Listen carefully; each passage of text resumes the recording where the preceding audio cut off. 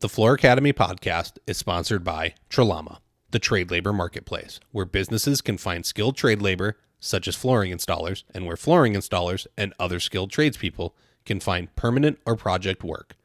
You can set up your profile at trelama.com, TRALAMA.com, or download the app from the Apple App Store or Google Play.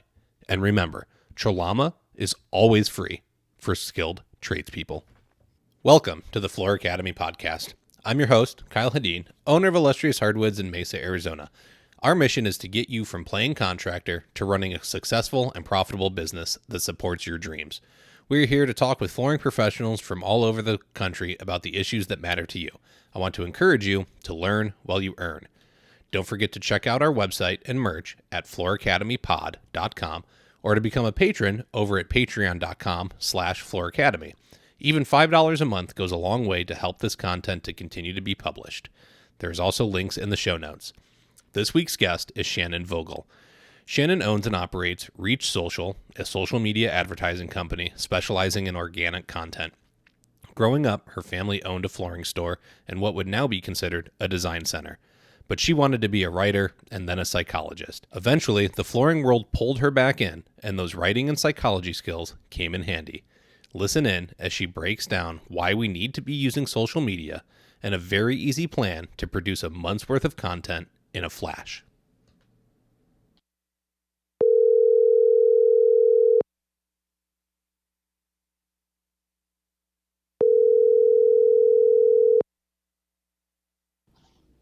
Shannon Vogel, are you on the line? I'm here. Awesome. Welcome to the Floor Academy podcast. Thank you so much. You're welcome. It was nice meeting you at Surfaces very briefly. You came and said, "Hey, I watched the end of your talk. That was good." And I said, "Well, what do you do?" And you're like, "I do social media." And I was like, "Cool. I got to run, but I'd love to talk." So we've talked a few times since, but here we are. We get to talk, and I'll probably finally get some of what was in your presentation. Yes. Yeah. It's a win-win. So, and you've been all over. You were just, you were up in the Northeast recently. Well, by the time this comes out, it won't be recently, but you were up in the Northeast recently and you did, what is that? JLC, the Journal of Light Construction. There we go. Yeah. You did JLC Live. You go anywhere else after Surfaces? You been doing anything else?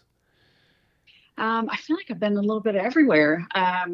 Not traveling as much as I used to, though, doing a lot of stuff online, like helping the women in the flooring business group, try to get them some social media help, working with Floor Covering Weekly, trying to help educate as many people as I can through them. Anytime anybody will give me an opportunity to educate flooring retailers or anybody in the construction industry on social media, I am there with bells on.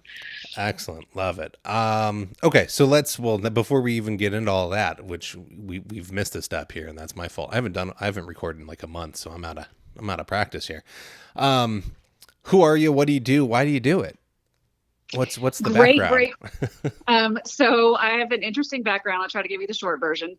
I had no intention of ending up in the flooring business whatsoever. My daddy was a builder. My mom ran the books for the flooring store, the paint store, and the design center, which was basically a modern day design center in small town South Carolina, but they didn't really realize what they were building. They just knew that they wanted a place to service everybody all at one time. So I had a very directed path where I knew I was going to be a writer, and then something derailed that. And then I had a very clear path where I was going to be a therapist, and that got derailed as well. And when that got derailed, I asked my daddy, I said, "So what should I do now?" And he said, "Well, you could always move back to small town USA and come work for the flooring business." And I was like, over my dead body. No part of that sounds good to me. So I did it anyway. And it's one of the best things that ever happened to me. I got to learn from someone who has, one of the best work ethics I could imagine. And I got to help people, with my psychology background, because when you're helping a retail customer or, when I was an interior designer throughout this time, helping people with, the apprehension of getting something done in their home or the stuff that it causes in between a marriage, I ended up using more of my psychology background than I realized. And I fell in love with the industry and tried to leave a couple times and then realized my entire posse, my village, all my people are in it. And in fact, when my husband and I got married, we got married after services because we realized that all of our friends were already there. And half of my coworkers were in my wedding or in our wedding. So you went and had Elvis do it? No, actually, we went out to Red Rock Canyon at sunset, and it was really cool. It was beautiful. It's, there was this lady non-denominational lady who was marrying a recovering Catholic and a Jewish man. And it ended up being very small and amazing. And, she said some of the kindest, most beautiful words about two people spending the rest of their lives together. So it was a little different than the first wedding I had with 500 of my mother's best friends. Mm-hmm. So it actually ended up being very intimate and very special. And but yeah, once we realized that literally all of the people that we wanted there were already there, mm-hmm. we decided to forego the whole thing and give it a whirl. But how I ended up in actual social media was, so when I was a designer, I was helping Susie homeowner, and loved it and enjoyed it and really, again, I liked helping the people with the relationship part of it too. But when Susie homeowner during the recession got so demanding and it wasn't fun for me anymore. And I didn't have any joy in it. One of my girlfriends and I had this thing called a red X calendar where every day that you hated your job, you had to put a red X on the calendar. And then when you had more red X's than you had blank spaces, you had to quit your job, no questions asked. So mine, of course, looked like the Sharpie factory, blew up on my calendar. So I called her one day and I said, okay, my calendar's up. This is what it looks like. Now, what do I do? And she said, well, can you write? And I said, I can. And she said, I've got an opportunity for you if you can figure this thing out. So she said, do you know what a blog is? And this is back in 2006 or 7. Mm-hmm. I looked it up and I read her the definition and I was like, yeah, I can do this. And she said, well, the World Floor Covering Association wants a blog. So you're in charge, go figure it out. So I got the luxury of figuring this thing out back when nobody knew, what a blog was. And I got to write, which is something I was passionate about. Mm-hmm. And I got to help people. So that was fulfilling a passion. So then the owner of the company at the time comes to me and he says, hey, can you figure out this other stuff? Like, can you figure out Facebook for Business and all these other things? And I said, well, my God, I'm on it all the time. Surely I can figure it out. So we started helping dealers one at a time with their business social media on, Facebook and then Twitter and Pinterest as the platform started to come out. So I got the luxury of starting all of these things back when they were new. And, I've been doing it now 14 years. And getting to be a part of the evolution of the entire thing. So it's one of those things that I tease all the time that my 8th grade guidance counselor, my choices were you can be a doctor, lawyer, or teacher. My job wasn't even a job when those conversations were happening. My job wasn't even a job when I went to college. So I feel very blessed to have had a directed path that got me into something where I can be, I'm a social butterfly.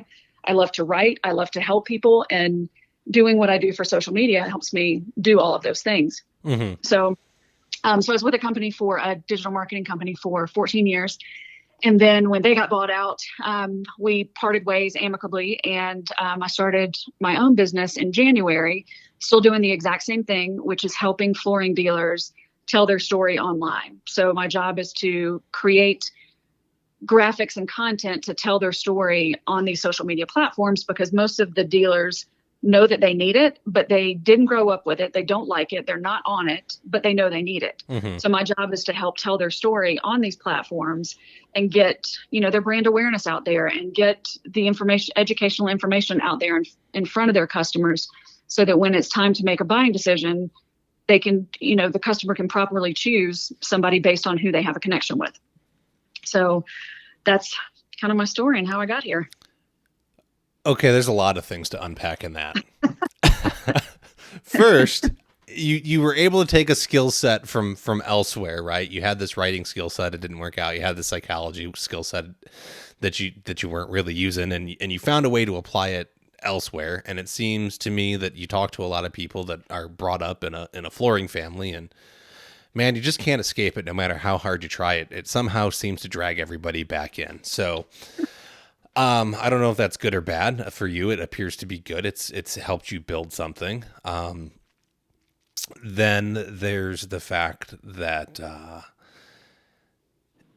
I want people to be aware, right? Like we're all this podcast is to help you build a more effective way to do business, and a lot of my listeners are installers like myself, and we want to build this machine and be able to be successful. But what do you do when you're broken down, right? So you found a way to work in the industry that a lot of people may not ever consider, in that you're now helping people market, you're helping tell stories. And I think installers can tell great stories, because we've how many stories do we have to tell about we ran into this situation or that situation? And you can identify with the homeowner a lot better because of it. And so I think this would be a legitimate path for someone to learn and look into, right? You can go become a manufacturer rep. You could do sales for a retail store when you want to slow down, or you could become like a superintendent. Like there's options outside of just I'm floor installer, right? You don't have to do that until you can retire.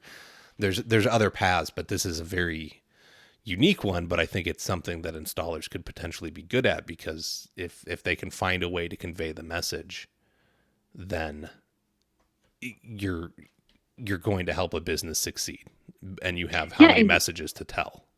Yeah, and using a lifetime of experience, because an installer has to get off their knees at some point.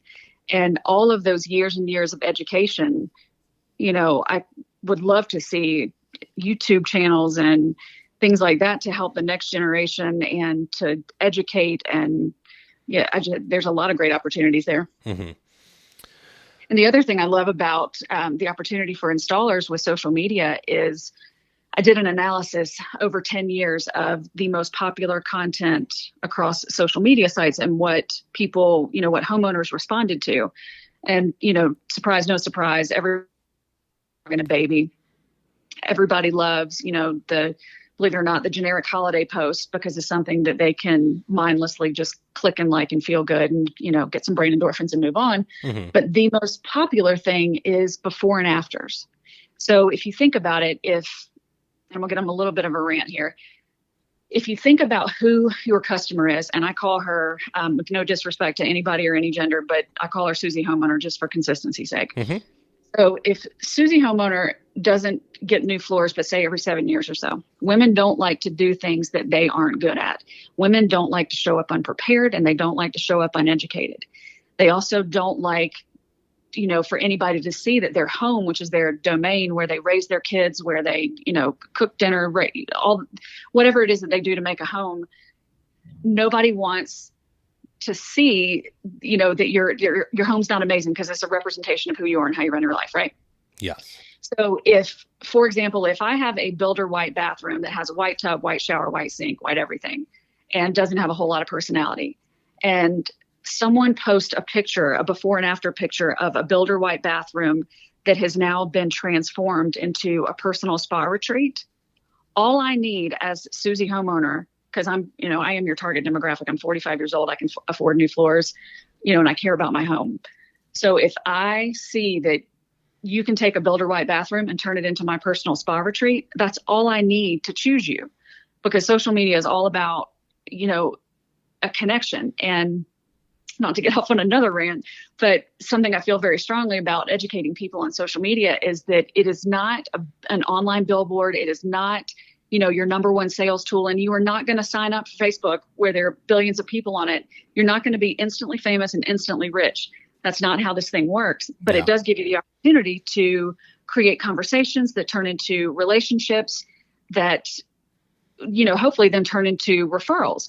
But if, as an installer, if you can show somebody, hey, I took this house that, everybody's house in X, Y, and Z neighborhood looks the same because everybody had, a 6-inch wide oak plank or whatever. Mm-hmm. And if you can show them that, if now the trend is lighter floors, if you show the before and after, if I can take your dark floors that you don't love and I can give you that magazine look of light floors that's happening right now, that's all somebody needs to start the connection, to start to choose you.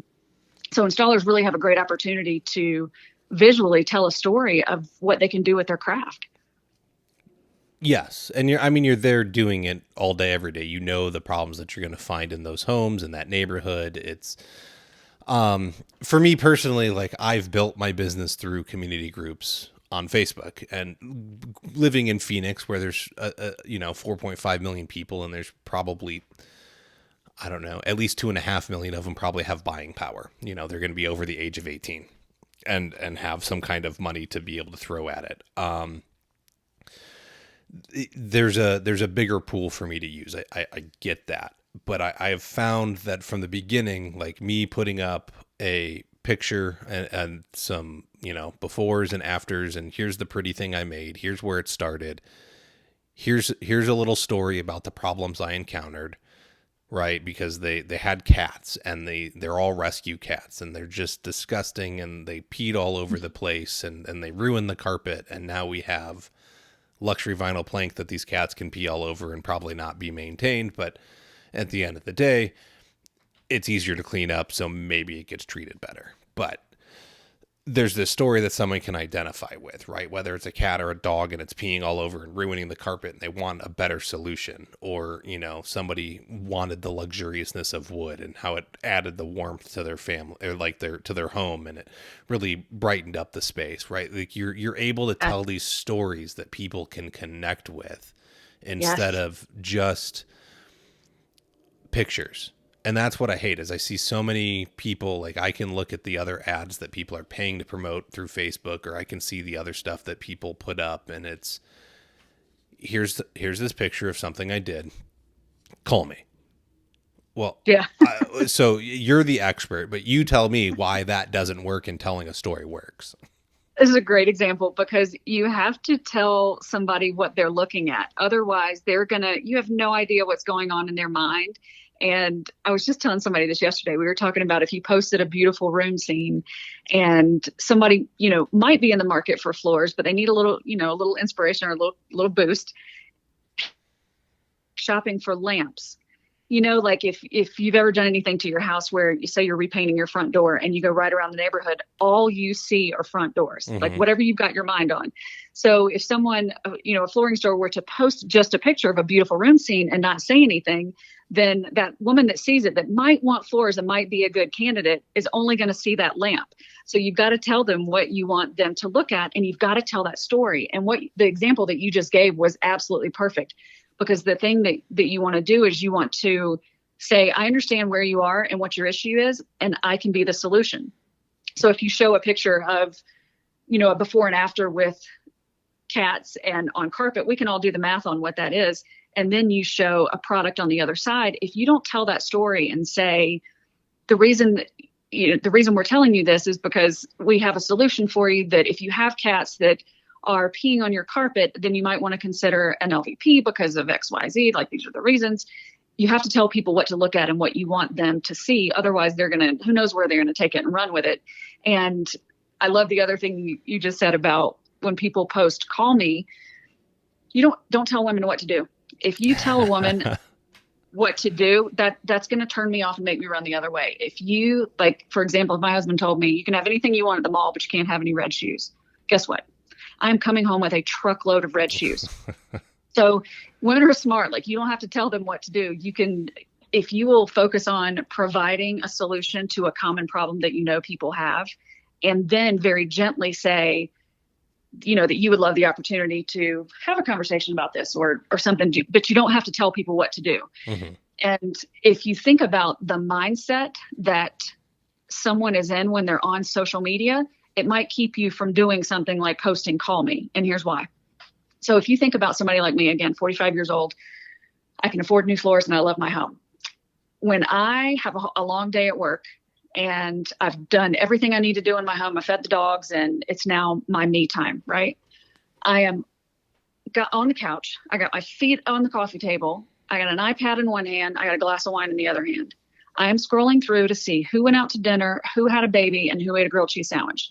All things that every business owner right now that's listening to this is rolling their eyes and saying, this is why I hate social media. Yes. But I'm going to tell you why you want to love social media because of this. So right there, when I am seeing who went out to dinner and who had a baby and who ate a grilled cheese sandwich, I am not in a mindset where I'm expecting to be sold. I am in my me time and I am doing what I want to do with the information that I want to receive. Mm-hmm. You have the opportunity to very gently insert your message that you want to say to me in that stream. So in my newsfeed. So if I'm seeing who went out to dinner and then who had a baby and whose kid went to first grade today, and you punch me in the face with, call me, I've got hardwood for $2.99. Like, A, I don't care. And B, you just annoyed me. You just interrupted my me time by being a gross salesy person. Instead, if you would inspire me, show me something pretty that gets me thinking, God, I really wish I had that, and the holidays are coming up and my mother-in-law is going to come over and she's going to shame me and make fun of my house. Like, man, if I had floors like that, then that's the spark. That's, your job is to provide a spark of inspiration at that point. And then if you'll properly tell your story after you inspire somebody, then do something like maybe post a tip about that shows that you have experience and you're the authority in what you do and you can be trusted. And then maybe the next thing you do is show a picture of, and you and I've talked about this, if installers would show pictures, and even flooring dealers, if you would show a picture of someone, showing up to the house, like say you have all the guys wear branded shirts. If somebody shows up at my door that gets out of a white van, my head immediately goes to Law and Order SVU. But if you show up and say, hi, it's nice to meet you, make eye contact in a nice shirt, if it's branded, great. And then you come in my home and do your job, and hopefully I don't micromanage you to death. And then if you just, sweep and clean up before you go, not only am I going to be happy, I'm going to go tell every woman I know, hey, come over and see my floors and the great experience that I had. But if you go through the whole process and you don't bother to clean up, then you've ruined the whole thing. So my point, that was a side tangent, but my point is that if you were to post a picture of, and you vacuuming before you leave, that is telling me that you care about my home. This is, as important to you as it is to me. You're going to take care of my home. I'm going to welcome you in my home. And I'm probably not going to micromanage you as much and worry about how you're going to treat my home if you have told me that story online and given me a chance to get to know you and see that you care about me. You have a story to tell, a story I can connect with, and you can be trusted. Does that make sense? Yeah. That makes perfect sense, right? Like I said, telling that story, I think the people get to connect with it. They're going to attach to that. And you're winning them over before you step foot in the door because you've already separated yourself from the pack, right? Everybody else has the, like you said, it's, I got hardwood for $2.99. Call me now, right? Like here's this, it's a blatant ad. But yes. when you can tell a story about a project that someone can connect with, identify with, they have the same problem. Yes. And you like you said, you're slipping it into the feed. Then it's not a blatant advertisement, right? Like, yes, I put in my phone number and that you can message me in these stories I write, but I say, contact us to discuss your project. Yes. Right? And so I'm not telling you to call me to book an appointment today. Like, just if you want to talk about it, right? Like, do you really think that if you post that you have hardwood for $2.99, that I'm going to stop what I'm doing, fall in love with you enough, choose you, and I'm going to make my decision right there because of something you told me that was about price? Well, and okay. Well, okay. So, but here's the thing, right? Okay. So when you say that you're 45 and you can afford floors and you have some dogs and like you fit my ideal clientele, like I know that about you just because we've had conversations. Like the people I'm looking for can afford higher end services. They've probably remodeled before, had a bad experience by going the cheap route. They want the guy that's just going to come in, take care of it. They don't care what it costs. Yep. But they also are generally, at least one person is like successful, has built a business up themselves, started at the lower end of a business and worked themselves up into like a vice president position or something. Like we have similar story paths, right? I started off as this kid with a single mom and now I've built this business and I have a little bit of money. And so like we can connect on those things once I get in their home, but it's, it's probably a $350,000 to $800,000 home. There's things about that, right? So that $2.99 hardwood ad doesn't appeal to you because that's not what you're looking for. but I still get calls from the people that $2.99 hardwood ad would appeal to. I just qualify them over the phone and get rid of them. And so it's you Yeah. are an ideal client of the higher end contractor, right? There's a different way to market to you, appeal to you, get you to call me.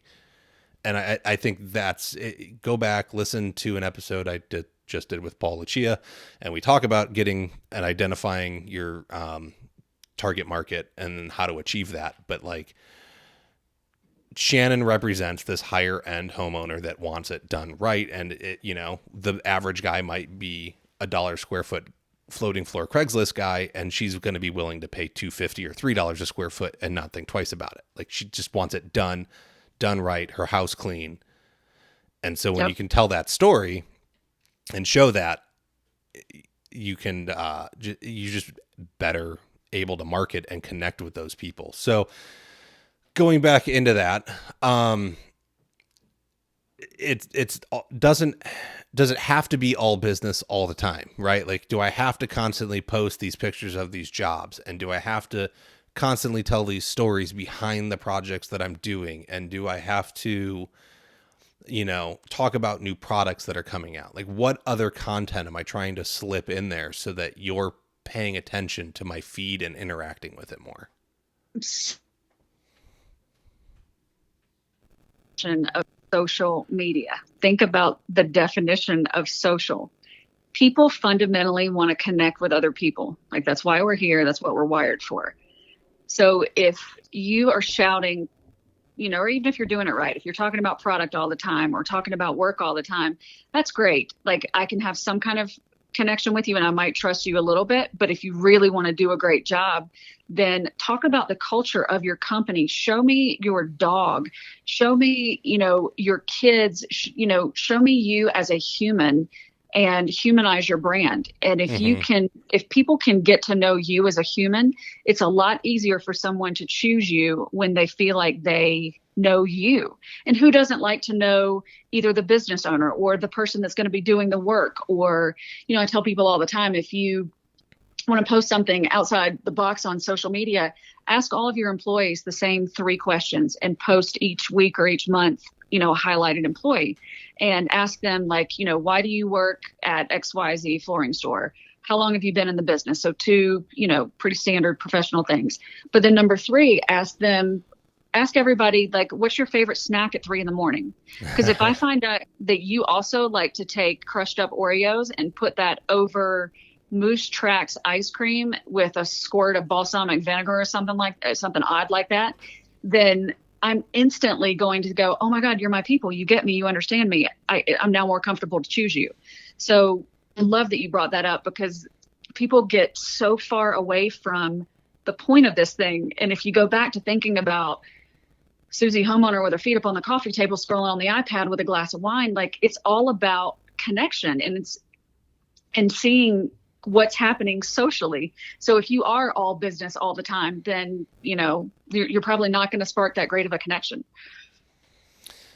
Okay. So, but then how, on the opposite end of that, how much is too much? Like, what's the balance? Is it, I've heard things just through books and readings I've done, right? Like, okay, so every 3rd or 4th post should be like a personal thing, right? Like, is there like a general rule of thumb, or is it just kind of intersperse it? Because I feel a post where if I interview a team member and post about them, then that's more business related, right? It may not outright be a floor, but it's still like a business post, even though it's like a story time. So how do you kind of balance out what you're doing when you're doing it? Is there like a regular schedule 4 times a week? Like each day is going to be a certain kind of post, or what do we do?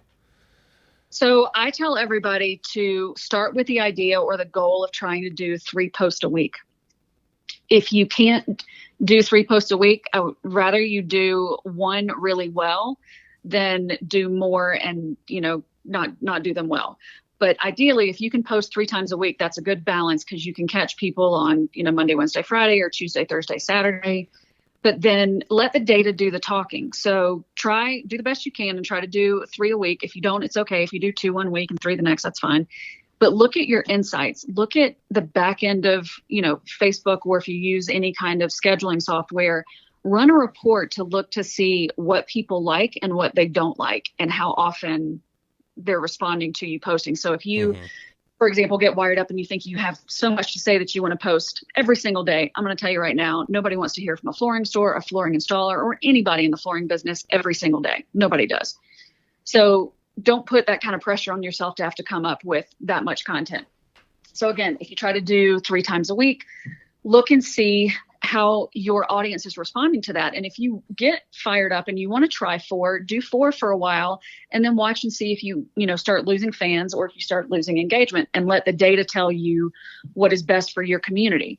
Now, the trick to that is you have to keep doing it. You have to, as you grow your community, you have to adjust to that new community. So if you have 50 followers today, and you do a good job and you listen to a lot of these tips and you grow your business and you maybe add some Facebook advertising or Instagram advertising, then you have a whole different community that you've got to pay attention to. So you have to keep checking to see what they're responding to and what works for them. Now, the other thing I'll tell you to make your life easier so you don't get so overwhelmed with what am I supposed to post, come up with 5 or 6 different topics that you feel comfortable that you can come up with content. And those topics might be inspiration or a before and after, like we talked about. Another thing could be culture, where if you do a walk for Alzheimer's or meet the team or, say hi to the office dog, whichever. Next would be reviews and testimonials. People trust what other people say about you 80% more than they trust when you say it.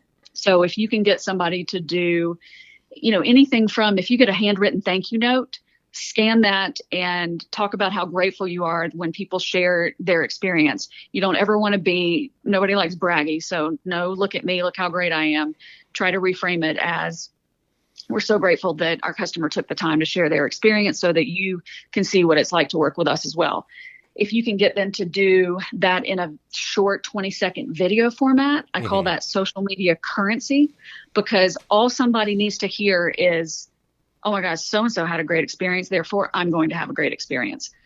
So reviews and testimonials are a good category.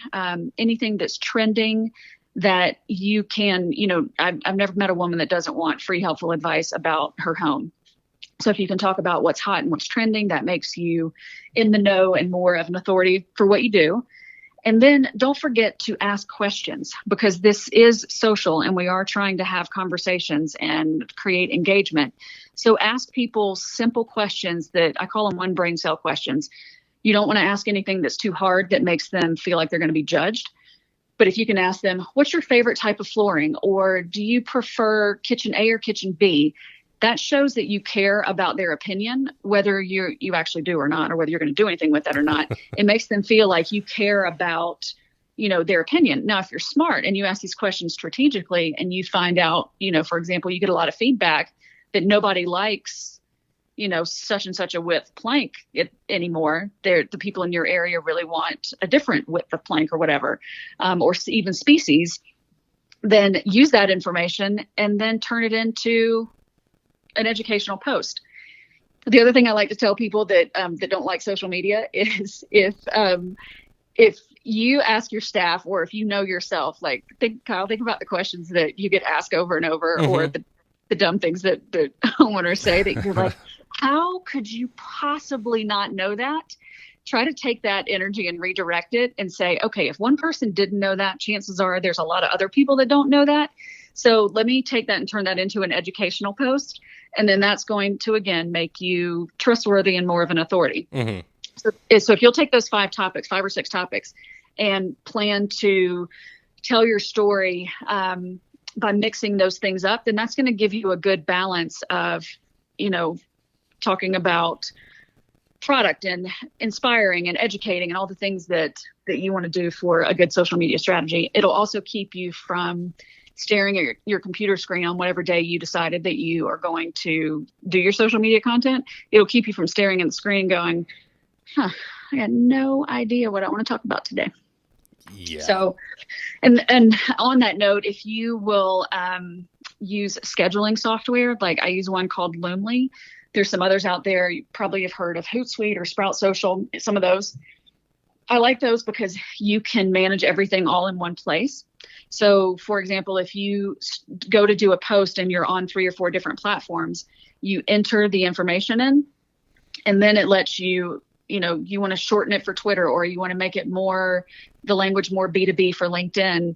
You're not having to bounce around from each different platform, because every time you bounce around, that gives you an opportunity to see something shiny and get distracted and not complete the task.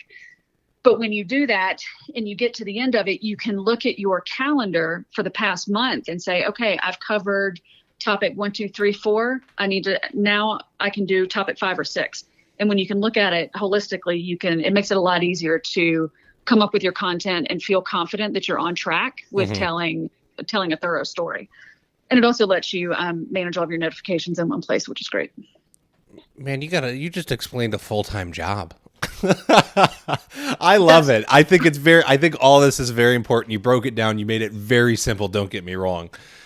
But man, I got floors to install during the day. Listen, it's literally why I have a job.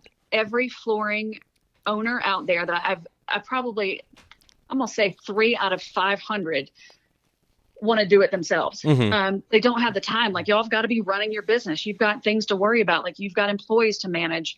And a lot of people don't enjoy this part of it. Like, again, people that didn't grow up with it don't like doing things they're not good at. And a lot of flooring business owners don't want to have any part of this, because they don't care who went out to dinner and who had a baby and who had a grilled cheese sandwich. They want to do what they do well and quickly and efficiently. So, lucky for me, I found a niche where I can help people take something off their plate that they don't want to do.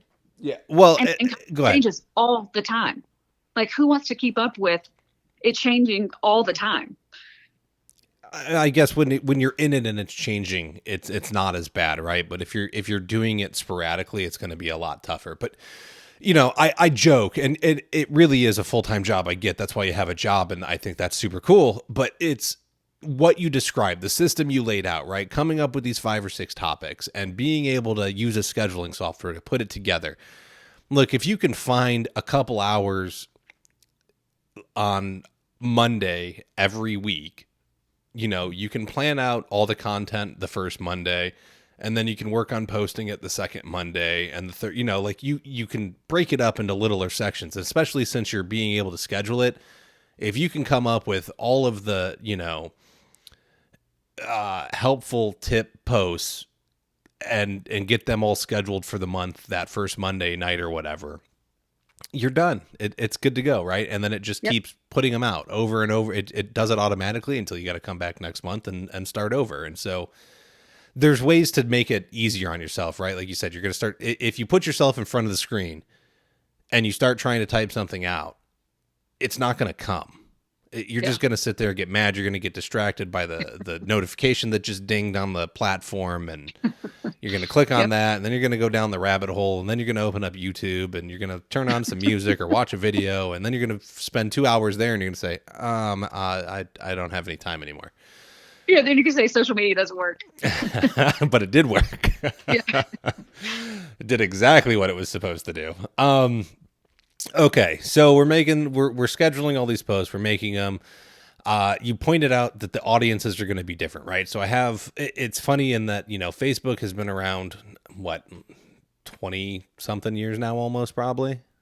I want to say it came out in early 2000s. Yeah. So the people that were started on that were, in college, you had to have a university email address to get on it. So here we are 20 years later, and those 18-year-olds are late 30s, maybe early 40s at this point. But the younger kids got on, and then the parents got on to watch what the younger kids were doing. The parents stuck around, and so the average age of people on Facebook is, for me, my ideal audience, but not for everybody. There's not a lot of young kids on there. So is there a point in using Instagram or Twitter, or if I have these different platforms and each platform interacts with generally a different demographic and of ages, where am I best off investing time? That's a great question. So I always tell people, again, like we just talked about a second ago, only set up and manage what you can plan to do well. Would it be ideal for you to be on every platform because it hits somebody, with a different type of brain? Yes, but the best thing that you can do is to focus on one or two that you can do really well and feel good about that and get your message out and pay attention to that rather than kind of half-assing everything, because then people translate that into how you do business. So I love the story that you told about the kids that packed up and left because their mamas were commenting on everything saying, "Hey, honey, do you like what I put in your lunch today?" And they all ran away to the next platform. What's cool about that is the fastest growing demographic on Facebook is women aged 55 to 65. Mm-hmm. So they stuck around and they've got time on their hands and they're on it all the time. My mother, when I was, first doing this job, she was like, "I'm never getting on it and you can't convince me and I don't care if it's up." And she's also the perfect Southern hostess that like you were not allowed to have a phone at the dinner table. Well, here she is in her early 70s and just sold her construction company. She's got all this time on her hand. She has an iPad at the dinner table and she is flicking through Facebook all the time. So they're spending a lot of time on it, which mm-hmm. is a great opportunity if that's your demographic. So you really need to understand who if you're there to service the person that wants, 99 cents cash and carry, then fantastic. Know your audience and know who you're going after.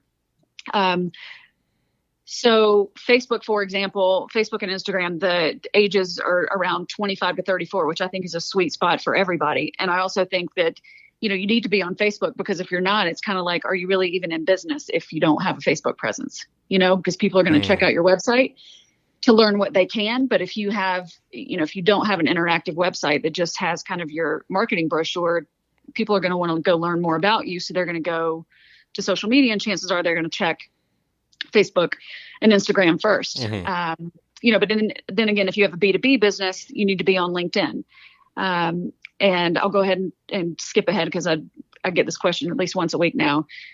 Everybody asks, should I be on TikTok? And I tell them, if you've got all the time in the world and all the money in the world, then have at it. And you know what? Be the first flooring dealer that does it right. That's fantastic. But don't get on it because it's the one that's new that you feel like you can be the first and be the best and, maybe not feel as behind as you did with all of the other platforms. But remember that the people on TikTok are, 18 to 24 and they're seeing, what was that show, Jackass, that like when they're doing all the stuff where they're jumping in the corner and like scaring each other to death. Like, is that really where you want your message? And they are making changes because they're not stupid. Like all these social media sites, they're not here for free. So the way that they make their money is by getting you on there. You can tell your story for free, but if you want to get your story in front of a very specific targeted audience, then you're going to have to pay to play. You're going to have to spend money on advertising, and TikTok's pretty close to, getting to where I feel like they got there faster than all the other platforms. So there is going to be the opportunity for you to sell product and talk about product, and it's going to turn into that. But I just don't honestly think it's a good investment of your time unless you have a ton of time and a ton of money. And, your business is such a well-oiled machine that you've got the time to play around and wait for these kids to grow up and be able to afford to buy flooring. Well, okay. So I think I agree with what you're saying. I don't mess with it. I know people that do. They get views. Can you influence a kid and show them something cool and they may run off and show their parent and then that's going to help you? Yes, I agree that's a possibility. I also know that there's ways for you to post from your TikTok to your Instagram and then Instagram automatically posts to your Facebook. And so you can kind of post 3 places at once, right? Like I get it. But is there anything wrong with being late to the party, right? Like if the model's already built and the analytics are there and you can customize the demographic you want to reach and you're paying to play anyways, is there really anything wrong with being late to the party and just having to throw a little bit more cash at it? I mean, if you look at Google advertising, right, that's still it's Google and YouTube are like the 2 best places to invest money if you want to advertise just because they're so heavily used. But there are certain keywords that just cost a ton of money to go and buy. And so how do you, is that a bad thing? Or are you just going to have to know that like now the keyword's a little more expensive. So I missed some of the early convenience of getting it for $1 and now it's 10. But even if it's 10 and I'm getting the hits and closing the deals at a high enough margin, is it worth it? Like, do I have to be the early bird? No, not at all. And I think that, overall social advertising is so incredibly inexpensive compared to what a lot of flooring dealers are used to doing. Then, if you've got the time and the money, get on there and try it and see what works. Okay. So is it, as long as we're talking about Facebook, and I know that's where you spend a lot of your time, right? Everyone's always, well, do I boost a post or do I do a paid advertisement? Great question. Is there more to that, or you want me to just answer it? No, yeah, that's okay, right. Let's cut and dry. Okay, so I love this part because if somebody catches on to the first part of this conversation where we're talking about the 5 different topics and telling your story, and you're investing all this time, or you hire somebody like me and you're investing all this money and putting out this organic content, you're going to have your feelings hurt pretty quickly when you find out that the social media sites are only showing it to 5 to 7% of your overall community. Mm-hmm. So if you've got 50 people, that's really going to hurt your feelings. If you've got 3,000, it's still going to hurt your feelings because it's not, it's not getting out there to all the people that are on Facebook that you thought you were going to magically put your message out and be super famous super quickly. So I recommend that if you're going to invest in taking the time to create good organic content, or if you're going to hire somebody to do it, then it makes sense to boost those posts, to give them, to give them a megaphone to get out to a very specific audience. So why would you not want to take that message and say, hey, I specifically want to put this message out to every woman over 25 years old in Phoenix who is interested in home improvement, home decor, and HGTV or whatever?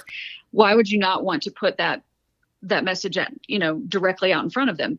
And the cool thing is that you can spend $5 and get out, potentially in front of a couple hundred people.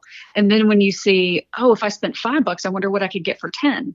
And then that effort that you're putting into creating that content, or the money that you're paying to have somebody else create that content, now it's going somewhere. Mm-hmm. And then I feel like once you catch that buzz, then you're going to say, well, what can I do next? How can I get in front of more people? And that's where traditional advertising, Facebook and Instagram advertising, comes into play, because you can get more targeted and more specific and, do all kinds of cool things like, and this is where you'll get the part that you, when I was talking at Surfaces, that you can target people with very specific messaging to a very specific audience. And that could be anything from targeting people with a Facebook ad in Spanish. That could be targeting women on Mother's Day that said, with a message that says, it's Mother's Day, get what you really want for yourself, mm-hmm. Treat yourself. But then you can also use that similar messaging and target men and say, get her what she really wants this year for Mother's Day. She doesn't want to go to brunch. She wants new floors. Every woman wants new floors. And you can really drill down and get specific. Another guy on the East Coast, he specializes in curbless showers for the elderly. So being able to target older people on Facebook and providing a solution by saying, I have a curbless shower that is going to make it easy for you to get in and get out of, be safer, and you can trust us because we're a family business. We've been in business for 35 years or whatever. Mm-hmm. Being able to get that message, that specific message, out in front of a specific person is one of the most exciting things about social media, because back to that social part, where if you were to go out and have to shake all the hands and touch all of the people and have all of the conversations that social media allows you to do, you'd be exhausted and broke and out of gas. Yes. If you can, the exciting thing to me is being able to take, like I said, such a specific message and literally serving it up as a solution to the person that needs the service that you have. Like, that efficiency to me is sexy, exciting, and because it's so inexpensive, like, I don't know, it makes my heart beat fast.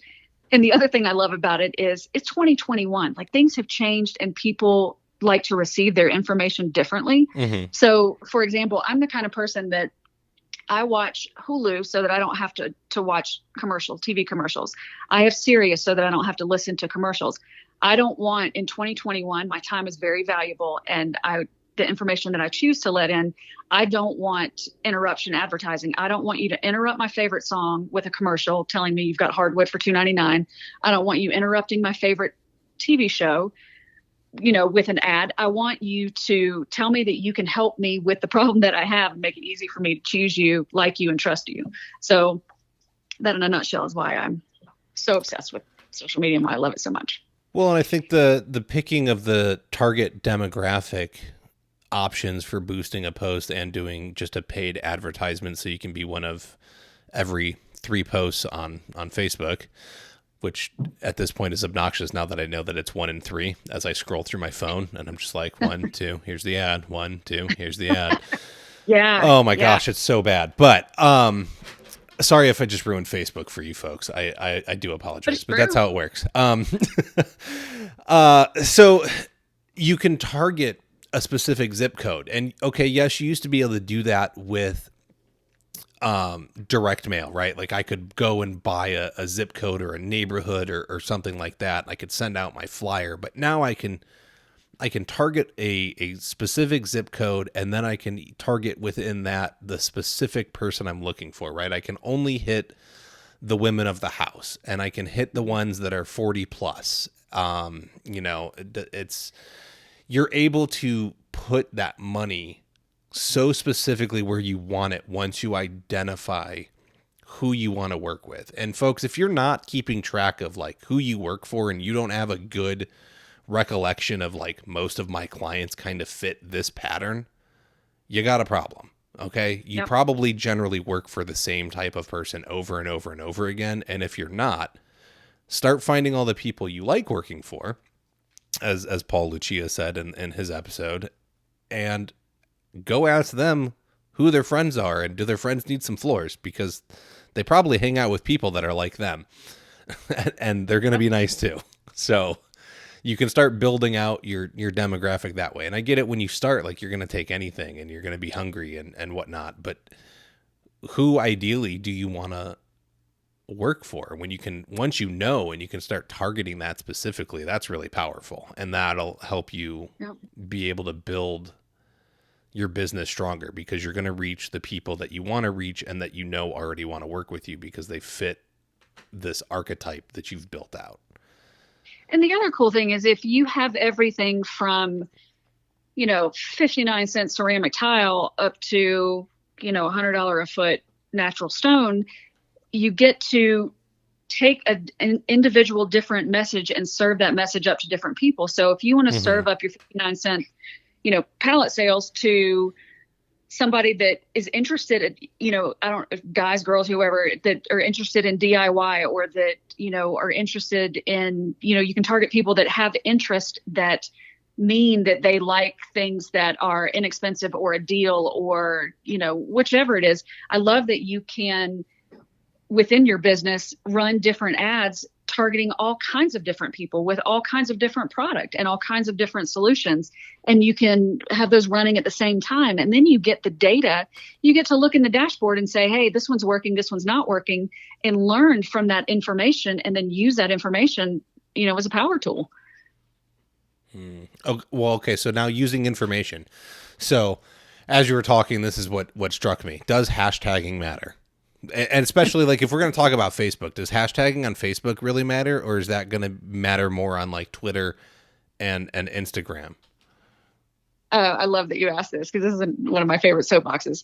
So Twitter is the one that invented hashtags. And just to help everybody out, if you don't know what hashtag is, it literally is you put the pound sign in front of a word or a series of words with no spaces. And the point of the actual hashtag is to track a conversation. So, for example, on Twitter, when there's all this noise and people are talking and tweeting 100 times a day, you can go in and type in hashtag flooring or, hashtag gardening, whatever you're interested in. And you can filter out all the noise on social media and just see the conversations that you're interested in. The problem is, when hashtags came out, nobody taught us how to use them properly. So now people hashtag everything. And I pay attention to this just mostly so I can have this conversation, and also to entertain myself. But I go through and I, search on Instagram, Twitter, and Facebook, everything. I follow the hashtags for floors, flooring, hardwood, carpet, everything in the industry, right? I have yet So what happens when you do that, and it's fun if you, while you're listening, do it and see what happens. You're going to see every flooring retailer, that has anything to do with anything about flooring doing hashtag floors. You're also going to see people, just because they're in the habit of doing it, they'll do that on their 4th of July post. They'll do it on something that has they'll do it on a backsplash or something that has absolutely nothing to do with the hashtag. And that kind of dilutes the whole thing and makes the people that do bother to follow it irritated, because you're not showing me what I took the time to filter out and ask for. So A, people don't know how to use it. B, because this topic has come up a lot in the Women in the Flooring Business group, I have been polling all of my female friends. Or actually, I ask anybody that will listen, have you ever used a hashtag to search for something that you were going to buy? Have you ever used a hashtag to look for a product that you were going to buy? Not one person has said yes. But I think the reason that people use them is because it makes them look like they know what they're doing on social media. So and I'm not going to say that they don't work. I'm not going to say that they're not useful for some people, but for the vast majority of you that are probably listening to this, I want you to think about where to use them and when to use them. So if on Facebook, for example, nobody cares. Nobody wants to see a hashtag unless you're going to do something like, if you have I have a customer right now that has a hashtag satisfaction wall to wall. And when we do a post about how customer service is, one of our core values, and this is, very important, and we end that sentence with hashtag satisfaction wall to wall, that kind of provides a summary for the thing that we just said. And it feels really good, and it kind of gives it a little bit more power. But if you are typing out the 2 sentences that people will bother to read on Facebook, and you say, look at these great hashtag floors that are in this hashtag dining room that are hashtag LVP.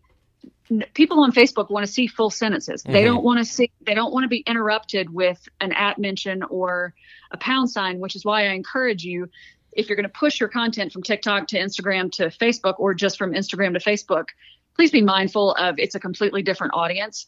And people on Facebook don't want to see the same thing that people see on Instagram, because Instagram is like a little club. If you use hashtags and use the 4 dots to kind of separate everything, and all of those things feel right on Instagram, but it doesn't feel good on Facebook. So if you're going to use hashtags on Facebook, try to use one at the end that will kind of sum up what you're trying to say. Or if you have to use them, don't use more than 3. Use the 3 most applicable ones to the actual post, and don't use the same ones over and over just for the sake of using them, especially if they don't apply to the post. So don't hashtag carpet on a hardwood post, because that's going to annoy the person that took the time to search and filter out those conversations. That's how it really feels. Okay, hold on. I'm trying to process so I get it. I hate when I see hashtags in the middle of a sentence. I'm 100% with you that I just want to be able to read. And so putting them at the end of the post, I'm okay with. And even if they push it from Instagram to Facebook, I'm savvy enough to know why they're there, and that they were saving time and they didn't want to copy and paste and cut some stuff out, and that's fine. But they're not doing anything for me other than allowing people to search that hashtag to find the content, correct? It doesn't help me get any more views. It doesn't help me appear in any more feeds other than I already would, unless somebody specifically goes to search for that hashtag and that hashtag pulls up my content, correct? So there's conversation out there happening right now that, especially Facebook just released something where they're saying that it is going to help, but until somebody does the math and uses the data to prove it to me, I don't think the juice is worth the squeeze. The view is not worth the climb. At the risk of irritating people is not worth the little bit of juice that you might get. I would rather tell you, if you want free organic engagement, have people in the office, or your mama or your sister or your wife or your personal self like the post, share the post, or comment on the post. That's going to do a lot more for you. And there's also people running around like now getting all excited about, if you use a hashtag 1,000 times, or I don't know how many times it is, that it's going to automatically boost your ranking. That's going to take a long time. That's 1,000 posts. And I just don't think the juice is worth the squeeze. Okay. I'm with you. I mean, I put a post up last night and I had to use one. I had, a company sent me a tool.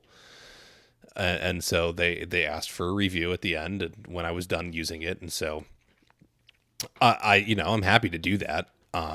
So I had to like hashtag ad at the end, and I was like, I don't think anyone has ever put a post in any of these flooring groups online with hashtag ad at the end.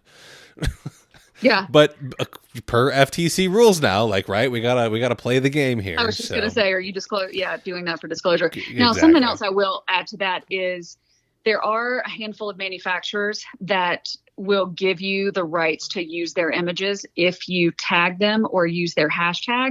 And to me, if you're going to get a free room scene that you have the rights to use and all they ask is that you use a hashtag, that's okay.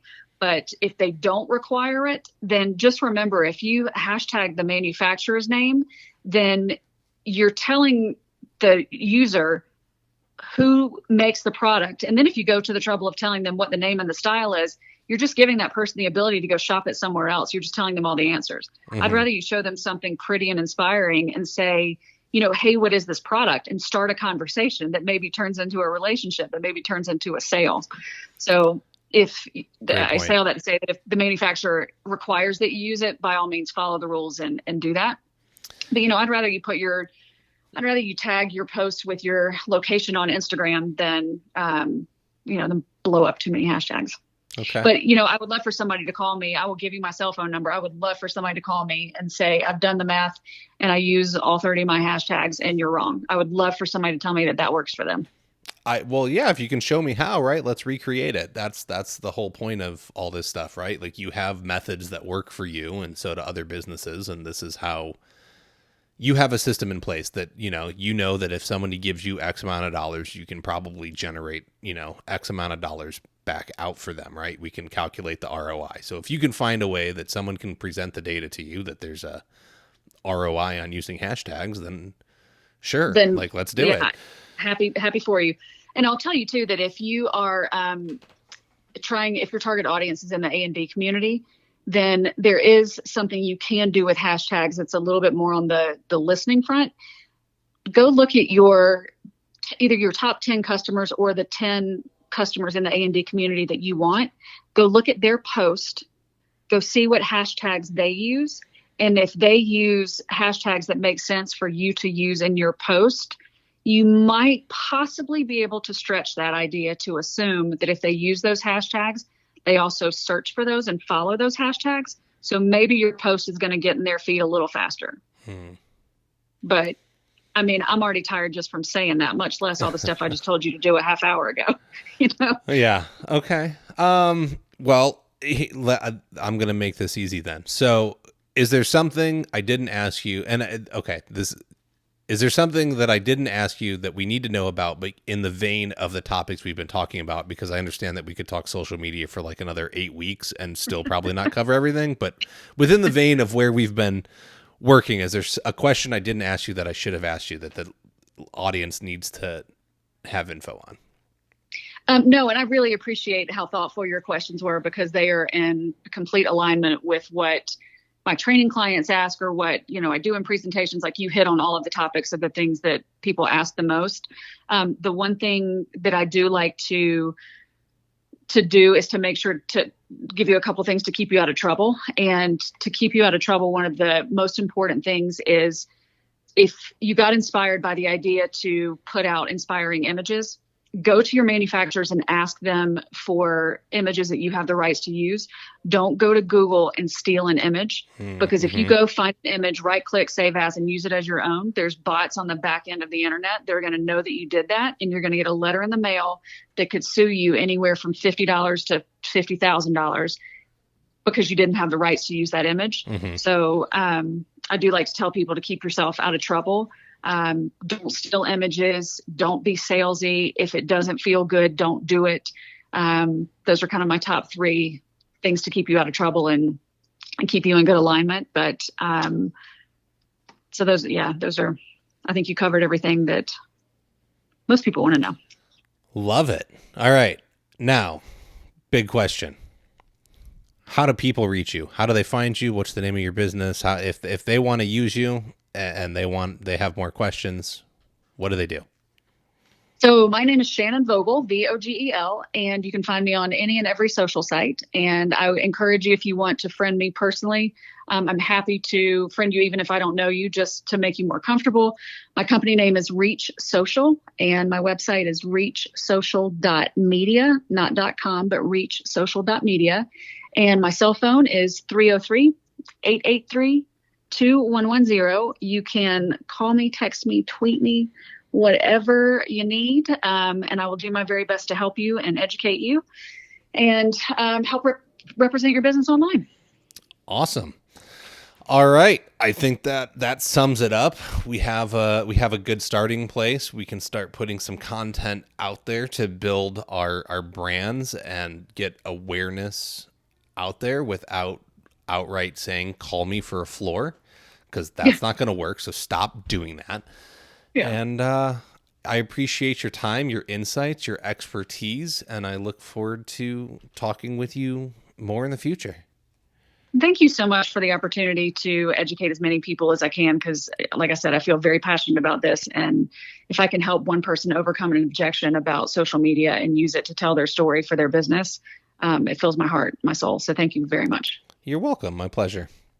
And I'm sure we'll do it again. Sounds good. Have a good one. You too. Bye. Bye. That's all the time we have for this week. To keep the conversation going, head on over to the Floor Academy Facebook group. Be sure to subscribe so you can hear each and every episode. We can be found on Apple Podcasts, Stitcher, Spotify, iHeartRadio, Google Podcasts, and most major podcast directories. Don't forget to leave a review and let us know what you think about the show. If you would like to be a guest, have questions or feedback, you can email us at flooracademypodcast@gmail.com. You can help support the show by becoming a patron over at www.patreon.com/flooracademy. Remember to learn while you earn.